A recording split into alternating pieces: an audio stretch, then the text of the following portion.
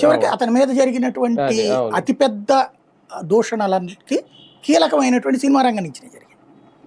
Cinema హీరోల జోలికి పోకుండా వదిలేసి ఉంటే, అంటే జగన్ ఓటమిలో one of the reason cinema అభిమానులు. ప్రతి హీరో అభిమాని కూడా వీళ్ళు నెగిటివ్ ప్రచారం చేసి ప్రభాస్ని తీసుకొస్తాడా, మహేష్ బాబుని వచ్చేటట్టు చేశాడా, చిరంజీవి వచ్చేటట్టు చేశాడా, ఇది ఒక సైకలాజికల్గా వాళ్ళు ఏదో వాళ్ళని చులకం చేసినట్టు వాళ్ళు రావడం అంటే అనే పిక్చర్ని క్రియేట్ చేశారు ఇక్కడ. అవును. కానీ నిన్న కామినేని బాలకృష్ణ గారి మధ్య ఎపిసోడ్లో సార్ చిరంజీవి గారి పేరు ప్రస్తావనకు రావడం అది కాస్తంత ఈయనకి నచ్చలేదా?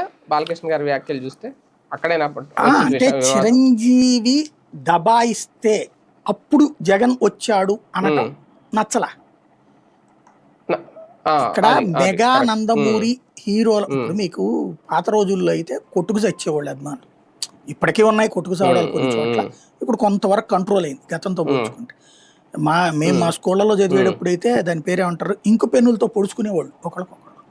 అప్పుడు కృష్ణా చిరంజీవి ఫ్యాన్స్, తర్వాత రోజులు బాలయ్య చిరంజీవి ఫ్యాన్స్, ఇదో పెద్ద యుద్ధాలు చూసేవాళ్ళం అక్కడ కొట్టేసుకోవడానికి.